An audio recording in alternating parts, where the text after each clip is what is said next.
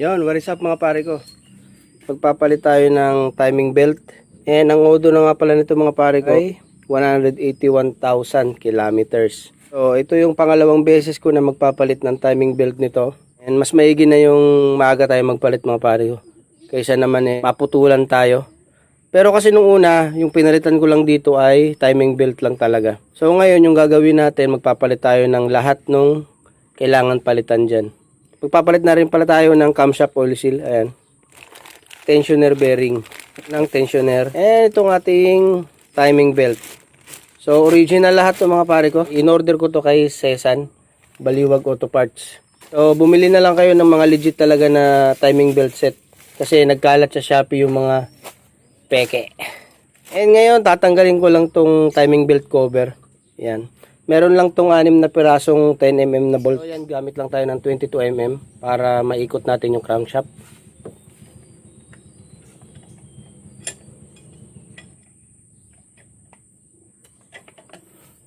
Yan, na-timing na natin yung crankshaft dito sa camshaft.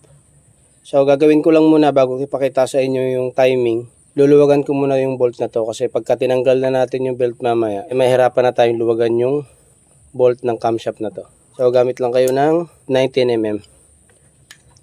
Yan. Yan. Yan, kung makikita nyo, naiikot na natin. So wag natin tanggalin. I-timing natin ulit.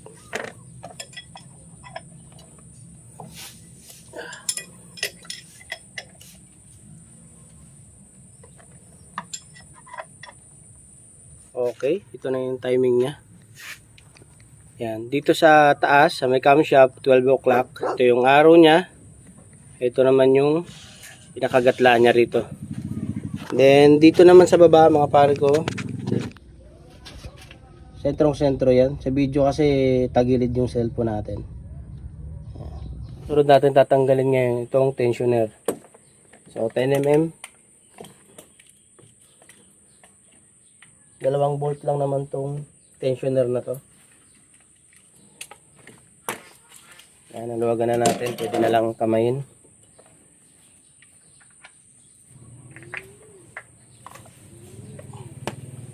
Okay, natanggal na natin yung tensioner. Ayan, dalawang bolt lang yan, 10mm. Sunod natin tanggalin dito mga pare ko ay itong belt. Pwede na natin tanggalin to dahil maluwag na yung tensioner. Ayan, yung belt natin. Maganda pa, all goods pa. Ayan, sunod natin tong tensioner bearing. Gamit lang din kayo ng 10mm na Allen wrench. Pagka nailagay nyo yung ating Allen wrench, so gamit lang kayo ng pampersa. Ayan. So luwagan natin to counterclockwise. Ayan.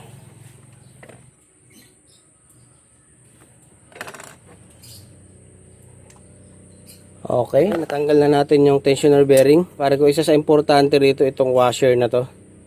Huwag na huwag nyo makakalimutang hindi ibalik to. Kasi pag naibalik nyo yan ng walang washer, basta huwag nyo na lang kalimutin. Baka masira yung buhay nyo.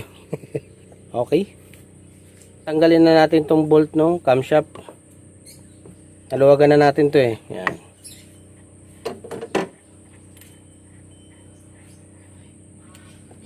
Gamit lang tayo ng rubber mallet. So huwag niyo pupukpukin ng martilyo mismo yan. Pwede naman basta sapian nyo.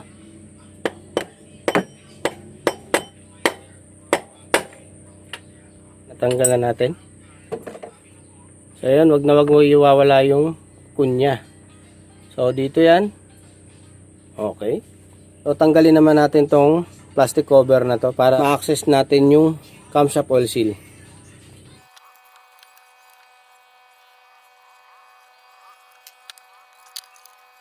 Tanggalin na natin tong plastic cover na to.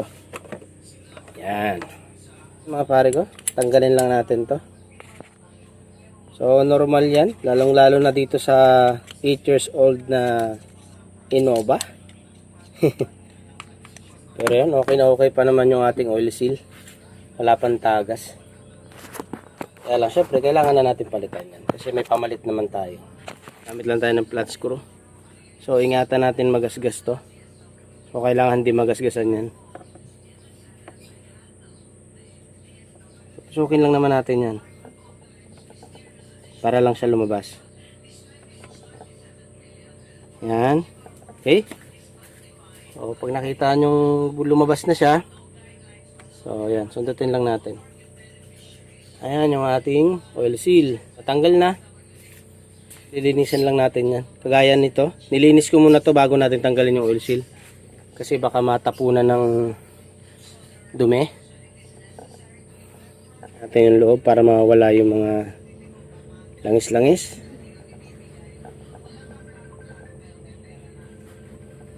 Ito na yung oil seal natin.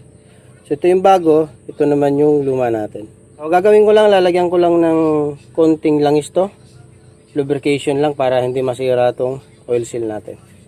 Lagyan lang natin ng konting lubrication. Okay. Siyempre yung bagong langis. Okay. Pwede na natin ilagay ating oil seal. So danahan lang mga pare ko. Kaya kanina sabi ko ingatan yung magasgasan yung tong shaft nung camshaft natin. And then ilagay natin yung lumang ating oil seal. Yan. Tsaka gamit tayo ng 35mm. Yan, saktong-sakto yan. Para lang i-push to. Yan. Okay. Okay. Okay. So tanggalin na natin itong luma. Okay. Balik na natin itong cover. Yan, nilinis na rin natin yan. Yan.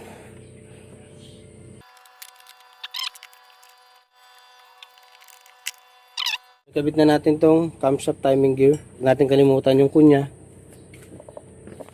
Then, isentro lang natin siya dito sa kanal niya. Okay. Then, balik natin tong tornilyo niya. Higpitan lang natin to ng kapiraso. Kasi di naman natin to may higpitan ng todo dahil wala pa yung timing belt. Ito yung luma nating tensioner bearing. Ito naman yung bago natin. Tanggalin lang natin dito yung washer tsaka tong Allen bolt niya. Higpit na natin to. Yung washer ulit.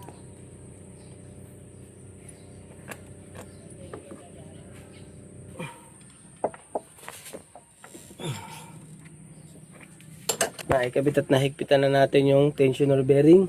O, pwede na natin ikabit ngayon yung tensioner. Ito yung bago nating tensioner. Ito naman yung luma natin. So yan, parehas na parehas. Original talaga. Kakabit na natin to pero hindi muna natin i-release tong tensioner pin nya. Yan. Mamaya na pag nagkabit na tayo ng belt.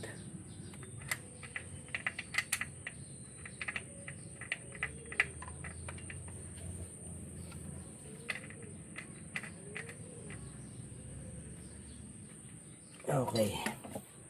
Ayan na, ikabit na natin yung tensioner bearing. So, kabit na natin ngayon yung timing belt. So, lagi nakapaharap sa atin yung pangalan pag nagkakabit. Yan. Yan. Kabit natin sa baba to. Yan. So, naikabit na natin yung timing belt.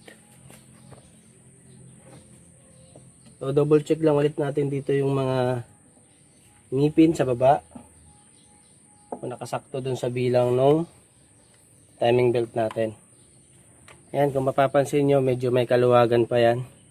So, sisikip din yan pagka na-release natin yung tensioner. At saka, pag naikot na siya. Pwede na natin hilahin yung tensioner. So, ito yung tensioner natin. Pwede na natin ito hilahin tong susi. Yan. Hilahin na natin to. Yan. Okay. So, ito medyo may kaluwagan pa yan. Gagawin natin ngayon, paikutin natin yan para lumapat talaga siya.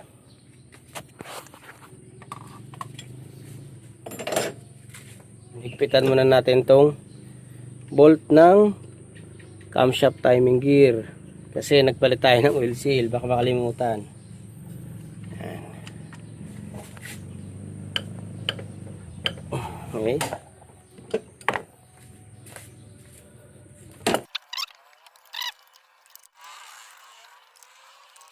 Okay, so naiikot na natin mga pare ko. Ayan yung timing. Tsaka sa baba, timing pa rin.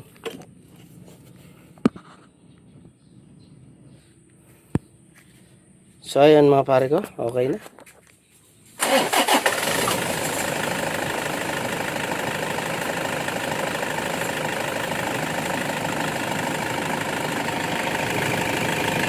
Alright.